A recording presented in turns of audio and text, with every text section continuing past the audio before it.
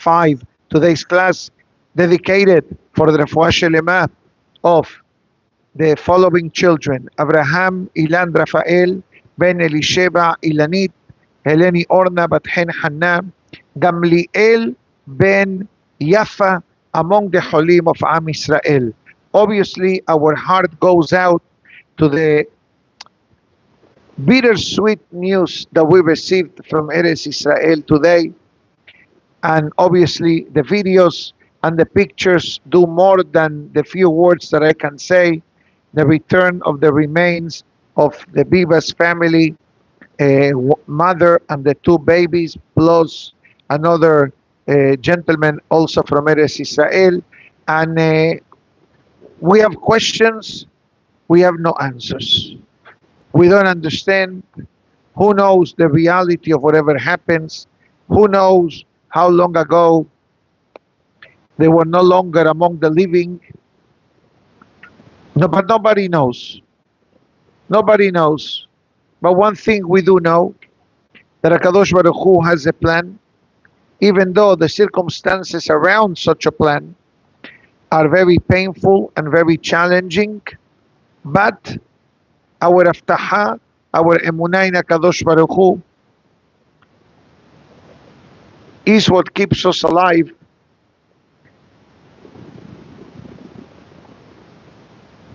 Even though in the difficult or darkest moment of a humanity.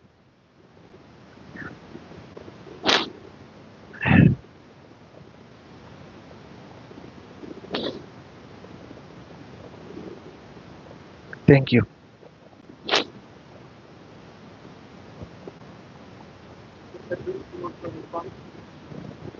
Yeah, when their bodies were arriving to Israel, the army had the head rabbi of the army, I believe, to recite Kaddish and Tehillim and the memorial prayers. And I saw it at least in a video that somebody sent me. It was pouring rain, mabul, and people were standing like it's a beautiful Florida sunny day, just to receive the remains and obviously to recite the chapter of Tehillim as the ambulances they were driving by that particular area.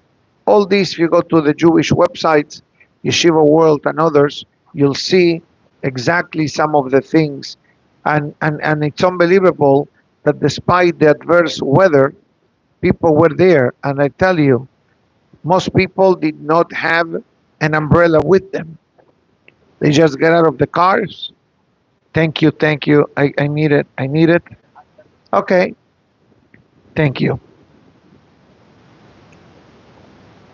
But anyways, let's hope and pray that only good things will come. A clarification about some comments that I received last night and earlier today. Thank you so much. Chazal Baruch. Apparently, in yesterday's recording, there was like a discrepancy, delay. Thank you. A delay between my words and the actual video.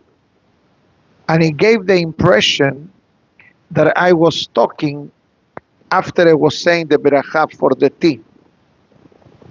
That's what prompted my clarification.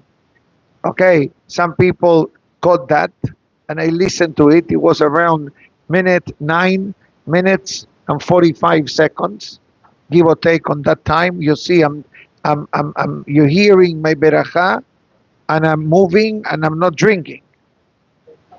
Right. So, but he gave an impression. You know, there is a pasuk that says, right? Hazaku Baruch, excellent, beautiful. There is a pasuk that says, "B'item nekim me'Hashem u'me'Yisrael." You know, you have to be transparent. God knows that I didn't speak after the class, but the audience and somebody may not be seeing even you know, the movement and the words.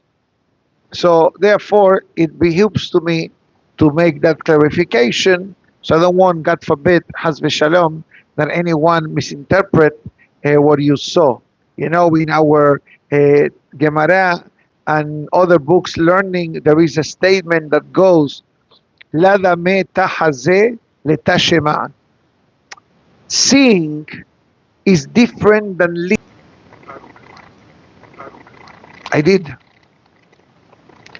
It's not connecting. 1 second. You see, this is the Yesrana working. Yeah?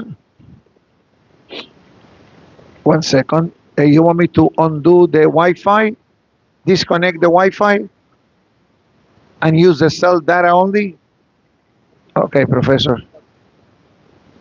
Wait till I get the messages now. Rabbi, your phone, the class stopped. Okay, we are back. There's always a plan B. Remember that. Always. Baruch ata Adonai Eloheinu melech haolam shehakol nihiya bidbaro. Now, today's Gemara, very beautiful. It's not a new topic, but it's a topic that we had reviewed in the past, and especially for those who participate in our daily Beki'im Bahalacha class in the afternoon. Today's Gemara discusses the mitzvah of Sisit and the mitzvah of Talet. And obviously, it's a magnificent and a powerful mitzvah that brings so many benefits and so much beracha and protection to the person that I cannot overlook the fact of at least spending just a few minutes just to remind ourselves of this very powerful mitzvah. The Gemara writes, Gedolah hareiyah shemeviah lidei zechira. Great is the power of seeing that brings reminders to the person. How many times we write in a piece of paper or in our cell phones or in our schedule, I have an appointment, I have to do X, Y, Z. Once we see the reminder, I said, oh, now I know. Hamabdil, that concept, it actually comes from the Perashah of the Sisit that says, Uritem oto, uzchartem et kol mizvot Hashem. You will see the Sisit and you will remember all of the mitzvot of the Torah. And I'm sure that the Kahal knows that the word tzitzit by itself and the essence of the tzitzit, if you make the combination of the numerical value of the word tzitzit plus the 8 strings of the tzitzit and the 5 knots of the tzitzit, all that gives you the magic number 613. But I like to remind the Kahal of an important common mistake that sometimes people do. I hope nobody does it, but if the halakha brings it, it means that is something that could happen in the life of any one of us. And this will not be so much on the halakha of Sisit, but actually how to pronounce certain words. In the Gemara of today, the Gemara brings the pasuk that says, I'm going to write it here, okay? Ur item oto.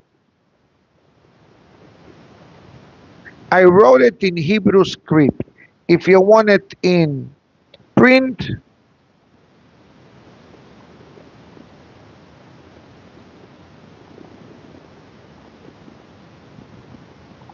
give me just a second, I'm almost done. Nice. Script block. Uritem oto. What's the meaning of the word uritem oto? You will see it. You will see it. Means this is it. You know what the halakha says? Make sure that when you say this word, you separate between this word and this word. And the question is, why? Because if I don't pause after the word uritem and I say it quickly, uritemoto, you know what it means? And you will see his death. Barminan. So if I do this, uritem, I'm going to do it again. Uritemoto.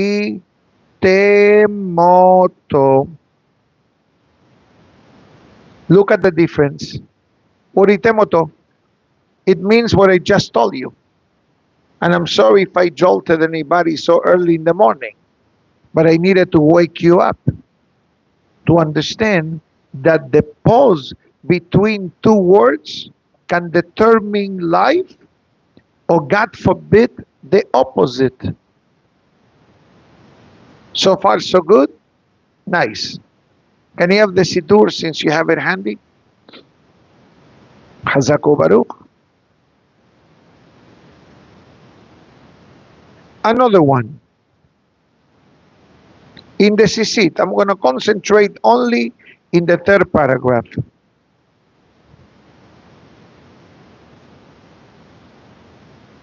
After this word, uritem oto, what do we have? Which word do we have? Uritem oto, uzchartem, uz, like Uzi, no uzkartem. What's the difference? Uzkartem means you will hire. Uzchartem, you will remember. So far, so good?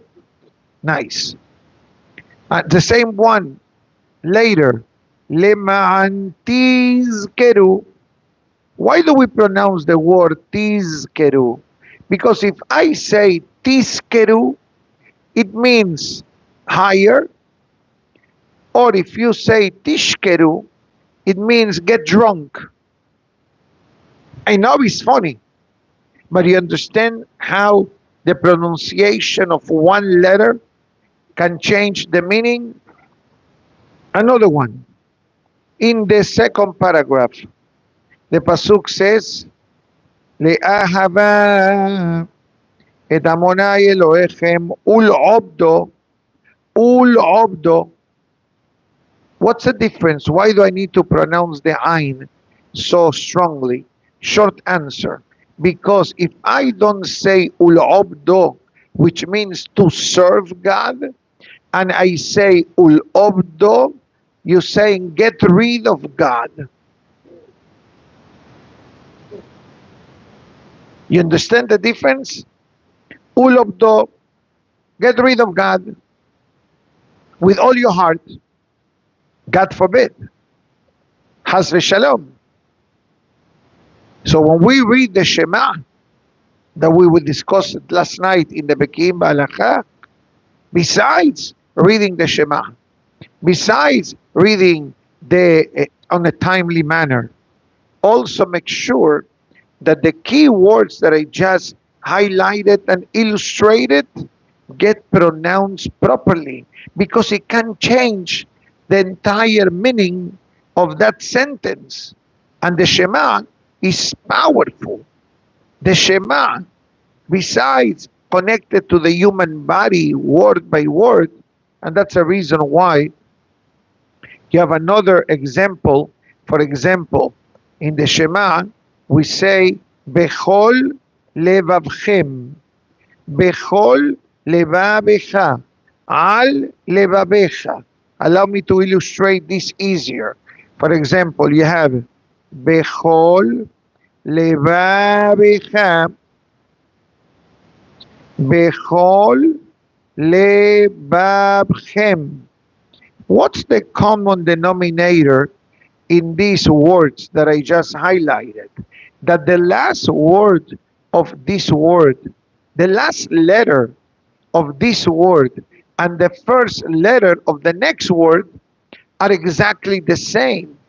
So what happens if I don't highlight the end letter and I don't say Bechol levabecha? Forget about the tune. Bechol levabecha. Now I pronounce each letter by each word by itself. But if I say Bechol levabecha, I double dip with one lamed. I use the sound of the lamed for the word Bechol and the same sound of the lamed for the word Levabecha. That's why in the Sidur, it has like a makaf. It has like a bridge, like a connector between both words to tell me stop sign. There is a stop sign. What do you do when you see a stop sign? Most people stop. Some people don't stop. Come to the corner. In the corner, I see it. You know how many miracles I see in the morning? Miracles. Big time. And believe me, I'm not looking for those types of miracles. We want miracles when miracles are really necessary. But you see somebody driving, you have the stop sign here, stop sign, and the fellow is driving and doesn't care. I asked somebody why you didn't stop in the stop sign. He tells me because I was going to shul. And you know me, that answer says, and since when you're allowed to do a sin because you're going to shul? What sin, Rabbi? What sin? Nobody was there. Says, so how do I know that you did not stop by the stop sign? Because I was coming this way. And it was dark at night. And I saw him. He apologized. Said, don't apologize to me. Make sure that tomorrow you don't become a repeat offender. Because if God forbid a person doesn't stop by the stop sign, has v'shalom, exactly. The police told me, Rabbi, you are our eyes. It doesn't make me proud because I told them, can you put maybe a flashing light? Can we put a bump? Can we do something? Huh? Sure, of course.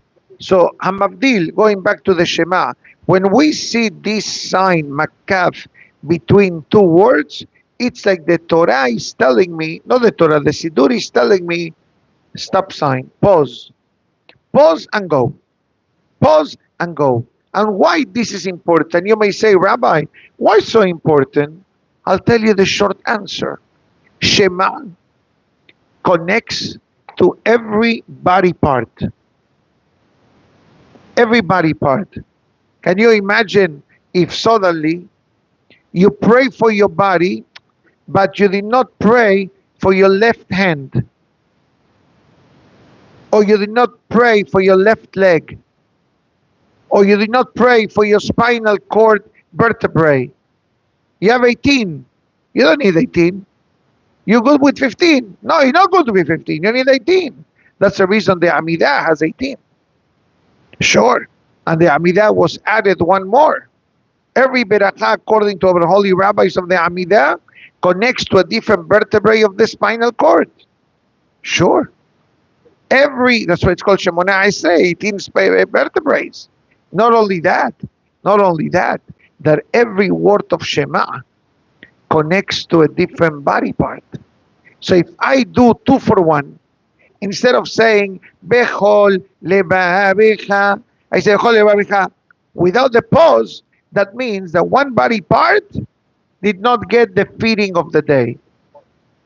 It's a great question, and I do not have the answer. And I'm not sure where to look for the answer. I can do some research because this word was lingering, but I can give you one suggestion. Thank you, Sammy. That perhaps, and this is me talking from here, but perhaps sometimes the answer to the question comes from the actual question. In other words, which word I am talking about Bechol levavecha. What's the levavecha means? Your heart. So maybe that word connects to the heart. Or when you say yadecha or yadecha, ainecha, uritem, be'ayim shamoa. You understand? So it's not so complicated to find a correlation between the word and the organ. And I'm throwing the organ as a freebie because at the end of the day, our rabbis tell us that the words of Torah benefits the entire body. The consumption of kashrut benefits the entire body. Every word of the Shema, that's the reason why the Hazan repeats Hashem Elokechem Emet, because the Shema by itself has 245 words. With the 3 repetitive words that the Hazan does, that's how we complete the 248 cycle, like the 200 and positive commandments of the Torah. How many positive commandments are in the Torah? 248. Every word of the Shema. How many negative commandments the Torah has? Which represents what? The inner sinews and veins and arteries of the human body. The innards of the human body are 365. So look at that. We say the Shema, and we take care, we do like a maintenance to our vehicle.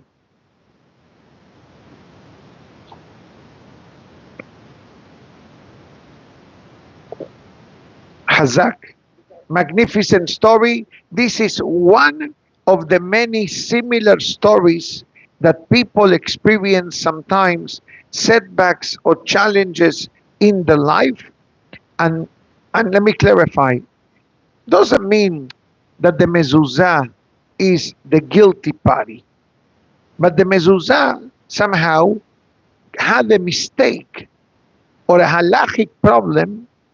I don't know when that halachic problem came up. Maybe it wasn't good to begin with, or maybe it was good to begin with, but maybe when they folded the mezuzah, or maybe the weather made the word levavecha, which means your heart, broken in two. That makes the mezuzah not kosher. Pasul. Now, can we blame the mezuzah? God forbid. There is no such a thing as blaming the mezuzah. Or that sometimes the mezuzah may be, or the tefillin may be a hint or something indicative of what's going on. This fellow is needs to be thankful to HaKadosh Baruch Hu that was smart enough to send the mezuzah to be checked. Because don't forget what we learned not long ago, that the mezuzah, besides being my identity, I belong to HaKadosh Baruch Hu. That's what the mezuzah means. Meaning to say, this house belongs to Hashem. This is a Jewish home. It's not a regular home. It's a Jewish home. But the power of the mezuzah, it says in the Sefarim HaKedoshim, is so great and so powerful that not only brings protection and godly presence inside of the home, but even when the person is outside of the home, the constant flow of mitzvah in a person's life, it's also a benefit and a tremendous amount of protection. Very, very beautiful Gemara when it comes to the mitzvah of Shema, the way the Pasuk says, Uzchartem et kol mizvot Hashem ba'asitem otam. The Gemara says, seeing brings reminder, and the reminder brings to action, which is basically something that we do every day of our life. We try to do more and to connect with the Kadosh Baruch Hu and to try to become the best that we can become. Nobody is expected to become someone that you are not. Nobody is expecting me that I should be like him or he should be like me. The opposite. Each person has its own name, identity, scenarios, qualities, defects, challenges, whatever you want a word to use. But what the Torah, and that's basically what the Gemara is trying to say, Ba'asitem otam, the purpose of the mitzvah of the sisid is to remind me, like you are a soldier in the army of HaKadosh Baruch Hu. A soldier needs to have a uniform. So the uniform of a Jew, and this was reviewed maybe 2 nights ago in the Bekiim Balacha, is mezuzah. The Gemara writes, the fellow, remember the Gemara that says, the person that comes dressed out of the home. And the Gemara writes, you have mezuzah in your home, you wear talet, and you wear the tefillin of the hand and the tefillin of the head. Now you have a full uniform. 4 malachim come to greet you. You activated the heavenly forces from Shamayim. Obviously, I'm not sure how many people do this to leave their home already dressed up. But one of the things that we did learn the past 2 nights was that a person should try, if possible, to get dressed outside of the sanctuary. So when you come into the sanctuary, you are dressed up with your uniform. For some people, that's difficult because they need to have the space, their korachis inside of the synagogue, etc. But the Halakha did discuss that there is a bonus. Let me clarify. It doesn't mean that if you put on the talet and tefillin inside of the synagogue, you're doing something wrong. God forbid. That's not what I'm saying. But I'm saying if a person wants to upgrade their entering into the temple, instead of coming into the temple naked, you come into the temple with a dress code. Of course. Now, but let me clarify, because naked in Judaism has 2 meanings. One is literally naked, like when a person goes to a mikveh, that's a different story. Obviously, nobody walks around like that, at least not in the synagogues, Baruch Hashem, hopefully not. Okay? There are some people who forgot. You know, they buy something, it covers less, and they pay more. They cheated them. You pay more for less material. I don't understand the Hokmah. Okay? But anyways, then there is another concept called that the neshama is naked. Now, there are 2 ways that the neshama feels naked. One is our overall behavior, which I'm sure that it doesn't apply to anyone here or anyone listening to this class, watching the class alive or getting the class later. The fact that we pray and we learn and we do mitzvot and we do whatever good things we do, by default, we are dressing up our neshama. That's why we say in the morning prayers, Baruch Ata Hashem Elokeinu Melech HaOlam Malbish Arumim, that dresses the naked. Why don't you say Malbish Arum? If you're praying for yourself, you are one person. You're one person. You may be an exception. You may be 2 or 3.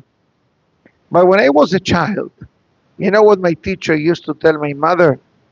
Your son Yosef, it's worth 2 or 3. Because I was a troublemaker. With a lot of activities and hyperactivity in a good way. And I was the smart aleck, as they said. You know, but always good, nothing, God forbid. Thank God. I hope so. I hope so. Not the best, but better than my teacher expected me to be when I was 5 years old. I don't have traumas on my teacher, but you know that this teacher, I think she was the 2nd grade teacher in Argentina. One day, when I'm 41st Street, somebody knocks at the door of the synagogue, and is a lady. And she asked me, "You speak Spanish?" I said, "Yes, I do." She came with her husband. "How can I help you?" "I can help you." Very common. And she says, "You don't remember me?" I said, "Honestly speaking, no." "Wait, wait." She says, "Look at me. My name is so and so." So I said to her, the only person in my life who I remember that name was my teacher going back 35 years ago, 40 years ago. Says, "Guess what? It's me." I was about to say, "You look different 40 years earlier," but thank God I controlled myself. Okay. She says, "You remember me?" Says, "Of course I remember you." She told me, "You remember when you did this and this in second grade?" I said to her, "I remember vaguely." And I apologized in advance. I said, it was an unbelievable meeting because we started to talk, and the husband is saying, who is this guy? So the wife said, "This was one of my best students." I said, "I was so good," I said to him, "that she remembers me after 40 years. I hope I didn't give her any nightmares, God forbid." But it was a nice going back in history in 5 minutes. Unbelievable. So there is a concept of nakedness of the body, which obviously that's not what we're referring to.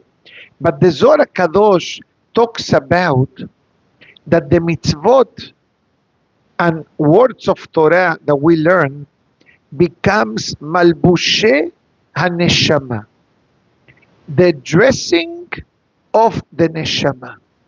In other words, like the body needs dressing, the neshama needs dressing.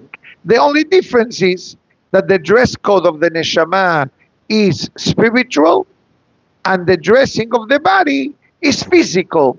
But that's why the Zohar Kadosh talks about a ketem. Ketem in Hebrew means what? Stain. Let's say if I drink coffee now, I already had 2 coffees since the morning. One light and the other one regular. That's it, no more until 3, 4 o'clock in the afternoon. Okay? But, bottom line, what happens if coffee spills on the white shirt? It creates a stain.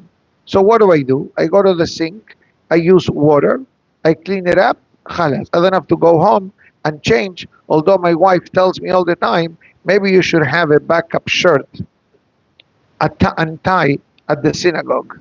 I said, I'm not there yet. Okay? But she's right as usual, obviously. "Hi, sweetheart, good morning." Okay? Anyways, but in a more serious note, so like the stains affect the cleanliness of the garment, Averot affects the health of the neshama. But don't despair, because there is something called teshuvah.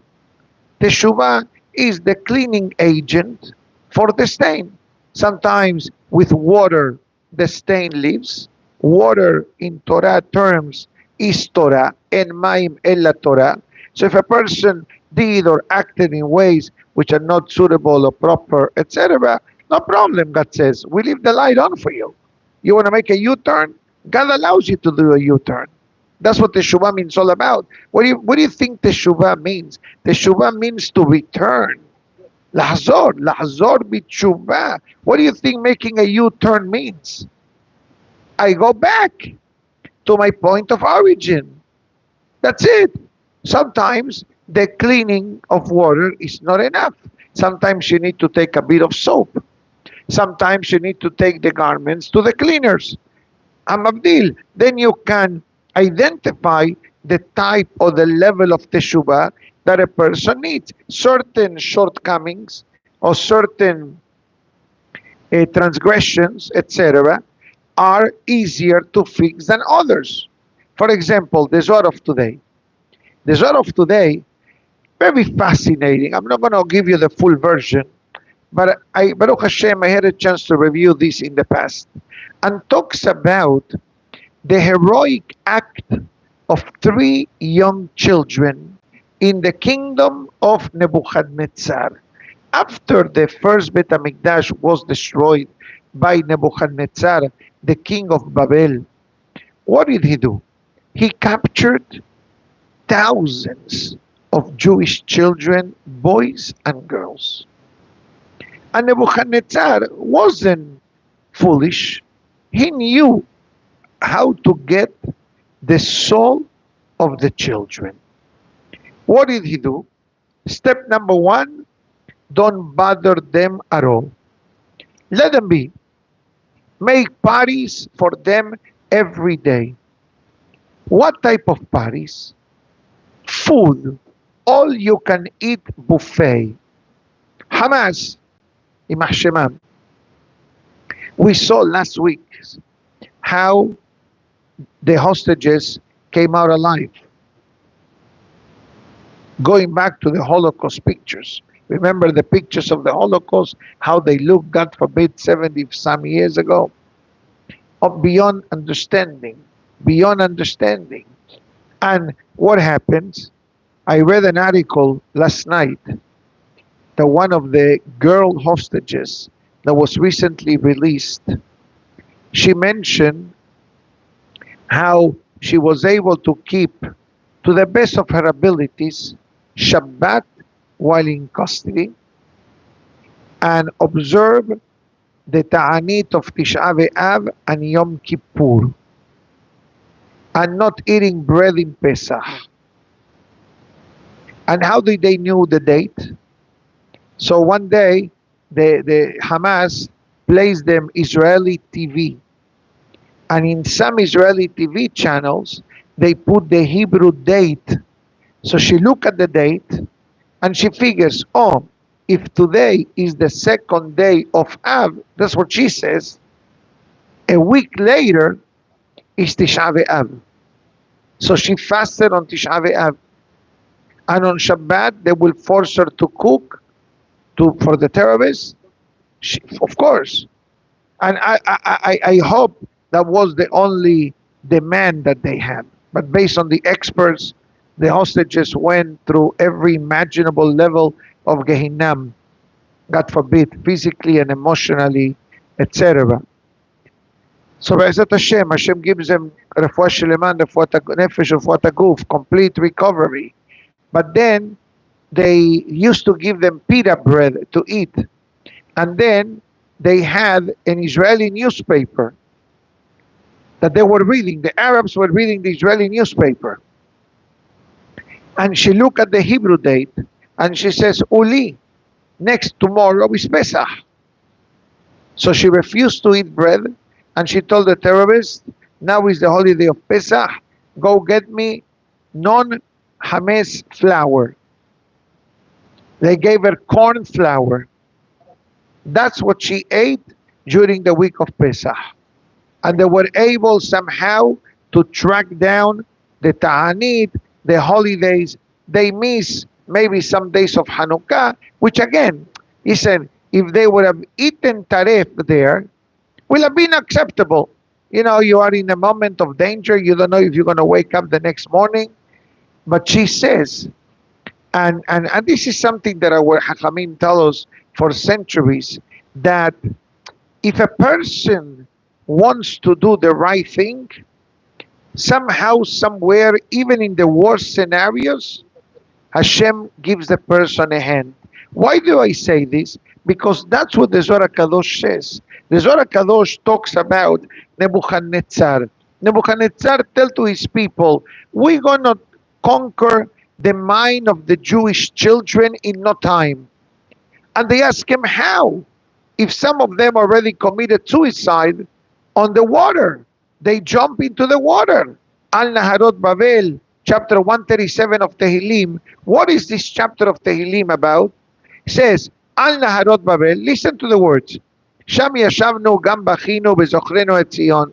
On the river banks of Babylon, we cry. Sham yashavnu, there we settle, and we cry as we are thinking of Jerusalem.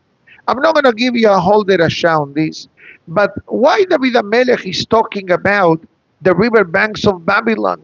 Short answer, David HaMelech is weeping, is crying for the Jewish girls that when they started to understand what was the immoral goal of Nebuchadnezzar to make them, God forbid, I don't want to say the words, immoral behavior, they said Shema, and together they jumped from the boat into the water. They drowned. They died on the spot. When a group of boys saw the same, they said, we also going to die. And they died al Kiddush Hashem. So when Nebuchadnezzar saw this, he says, hold on a minute. Everybody's going to start doing the same thing. So what did they gain? So what did he said?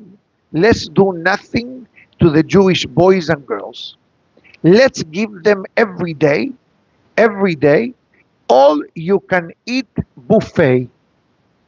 How does a person feels when you go to an event, you don't have to pay, and you get to eat all you can eat buffet?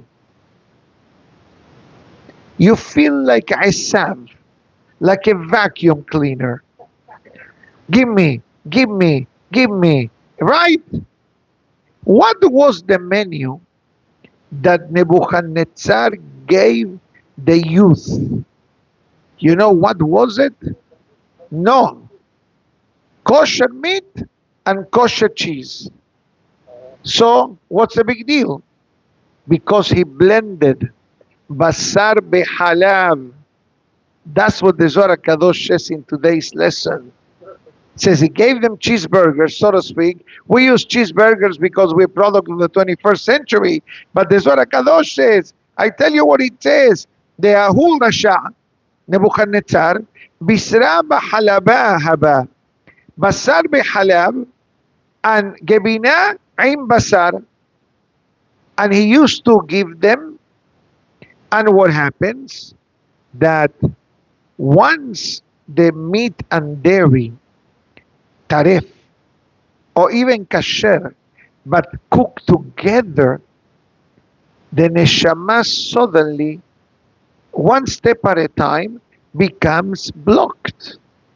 That's why the pasuk writes in the book of Daniel, I believe, pat bag hamelech, pat bread, bag hamelech of the king. What's the meaning of bag? They give him a bag? No, says the Zohar Kadosh. Bag is an abbreviation. Basar Gevina. What was the menu? Like you said, cheeseburger. What is the cheeseburger content? Bread, meat, and cheese. What the pasuk says? Pat. What's pat? Bread. Bag. Basar Gevina. Meat and cheese. That was the menu of Nebuchadnezzar.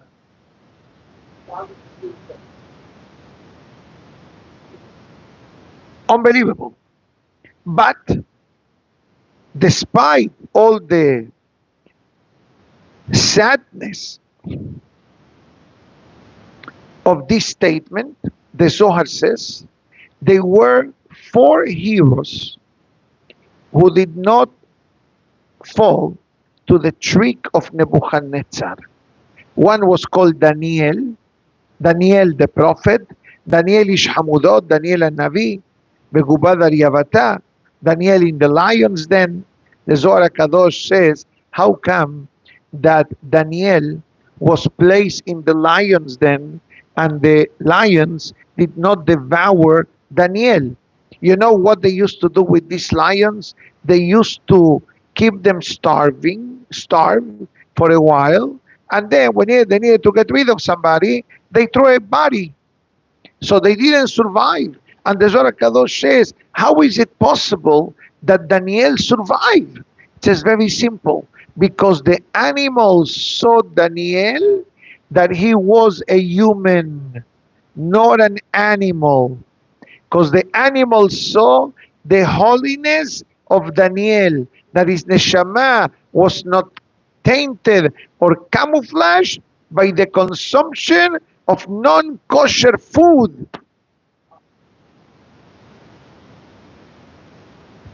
Can you imagine that the lion says, no, stay away from the rabbi. Stay away. He's going to eat us alive. They saw the Kedusha that was not camouflaged by the consumption of non-kosher food. And who were the other three tzaddikim? There were three children, Hananiah, Mishael, Azariah. They were the ones that were, after Nebuchadnezzar discovered the plot, that they were eating fruits and vegetables. And how long can a child survive with fruits and vegetables? They became skinnier than they were. They became pale. So they realized that they were not eating the taref food. So what did Nebuchadnezzar do? Put them into the fire. Burn them alive. What happened with the fire? Didn't burn them. They walked out alive. Why? The fire says, this is an neshama. God protected them. They say like the skin of the salamandra. That's what the skin became. They suddenly, fire didn't bother them. And they walk out alive. The Zohar Kadosh writes, and it says that kashrut, it's very essential in Judaism. I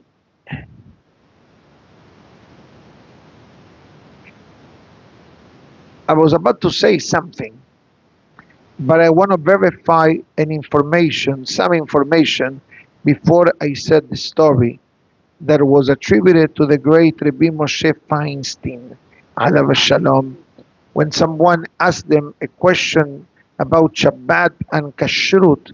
I'm not going to tell you the details of the story because I want to verify something, but what I do recall that the great rabbi said that Shabbat and Kashrut are two commandments that create a connection with Hashem or can create a disconnection from Hashem.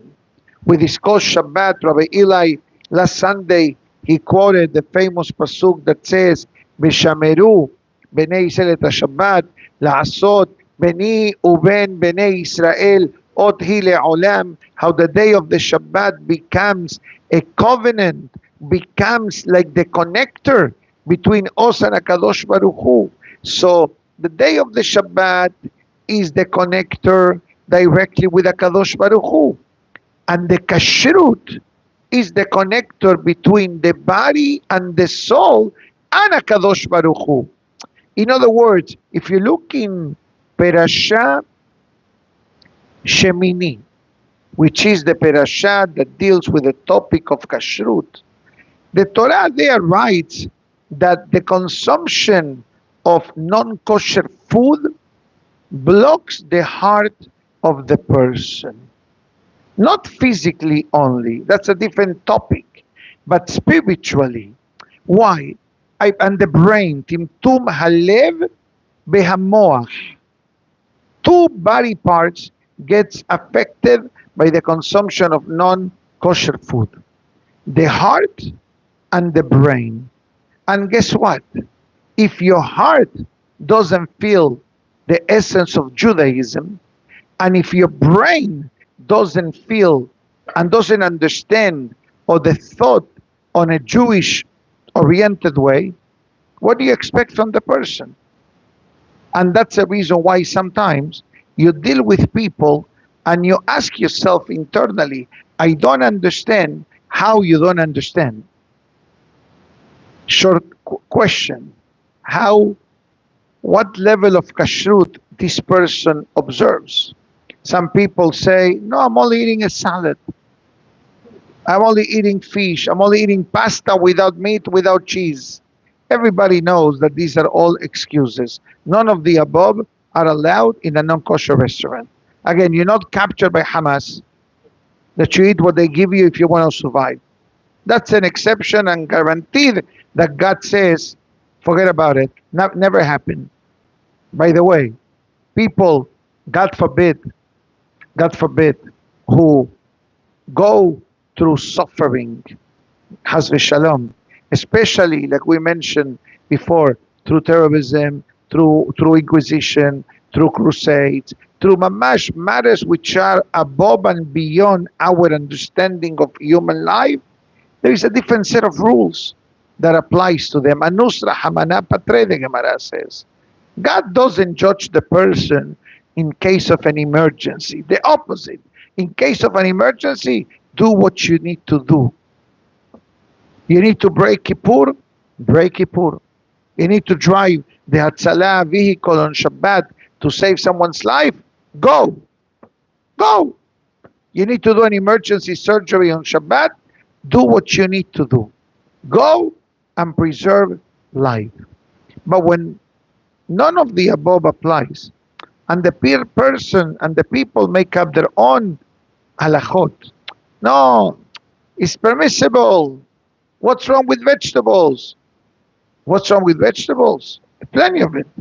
What about the dishes? What about the Gentile that is cooking? What about the plates, the forks, the knife, whatever around? And Baruch Hashem today, and we need to be honest with ourselves, that we have, Baruch Hashem, the privilege and the merit of having access to so much food.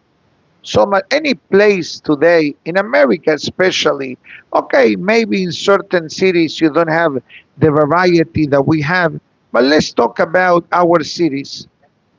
Florida, South Florida, Brooklyn, New York, Deal, the city, etc.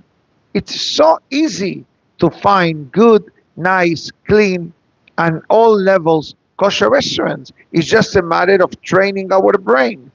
Now, concerning the question, why specifically the heart and the brain are the ones who pay the price by the consumption of non-kosher food, first of all, the entire neshama pays the price, number one. And the body also. But the reason why these two organs are selected is very simple. Because the food that a person eats, what happens with it? Part leaves the body, but part stays. And that what stays, what happens with it? It becomes part of our blood system. And the blood travels constantly, non-stop, non-stop, non-stop, non-stop.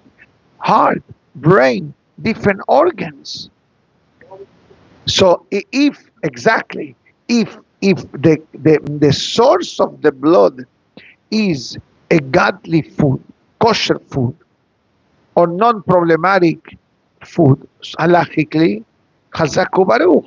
So my heart and my brain, it's infused, that's a word, with godliness. But if God forbid, what goes through my heart and brain is the opposite of godliness, is the opposite of kashrut, what do you think is going to happen spiritually? It creates a blockade. And once that blockade, spiritual blockade, happens, then the person cannot really think in a proper Jewish way, because the blood, it's blocking. The non-kosher food suddenly became like the terrorist in the body. Instead of becoming a legal alien, it became an invader. You understand? So that's what the Zohar Kadosh is highlighting today. Obviously, I did not say nothing new, but definitely when you hear the stories again of the hostages, and I'm sure that more things will be coming up, you know, you need to get inspired.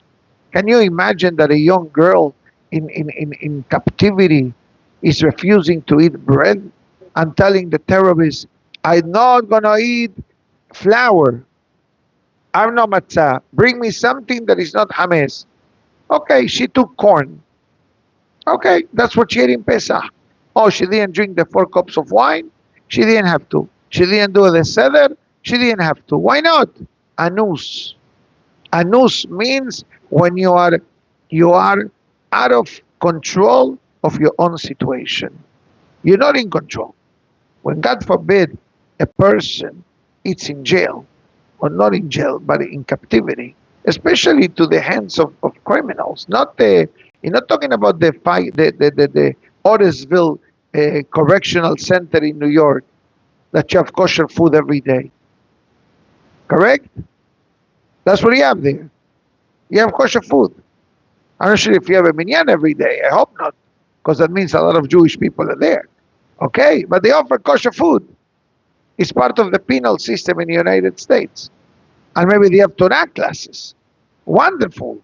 To rehab, by the way, many success stories came out of jail, of individuals that jail became their home, but the Torah that they learned in jail helped them to rehabilitate them. That's why in Torah concepts, in Torah, there is no jail. There is no jail in the Torah. It's not jail. Find me. Bet Zohar, who was in the Zohar? Yosef Hasadik. That's it. In which type of jail? Egyptian jail. Torah does not have jail. You know why? Because jail really does not rehabilitate the person. How many times people come out of jail and they do crimes? And they ask him, why did you do it? He says, very simple. I have free insurance, free dental. I watch TV all day. I have free membership to the gym. They feed me constantly. What else do I need? Has v'shalom to think that way. It's funny. But why doesn't the Torah have jail? The Torah has a holding cell, which is, by the way, the topic of today's parasha. Ki tikneh eved ivri. When you purchase a Jewish servant, how can you buy a Jewish servant? Very simple. This Jewish servant was not a servant to begin with, was a regular member of society, committed certain crimes, he was caught, didn't have money to pay, the Bedin sold him as a slave, go and become a better person. But the Gemara writes that the master needed to be almost a tzaddik. If you wanted to come, how much you want to buy this slave? 101, 201, 501. No, we go back to 201. Why? I offer you 501. True. But that fellow is much better than you. And we want the person that committed the crime to rehabilitate himself. The Torah believes that if a person wants to rehabilitate themselves, it's possible. Through Torah. Obviously, sometimes people need to go to therapy and do other things, but we're not talking about that type of case. I'm talking about, God forbid, like the foundation of today's parasha. So I wish everybody to have a beautiful day. Baruch Adonai Le'olam. Amen ואמן. רבי חנניה בן הקשיא אומר, רצה הקדוש ברוך הוא לזכות את ישראל לפיכך, הרבה להם תורה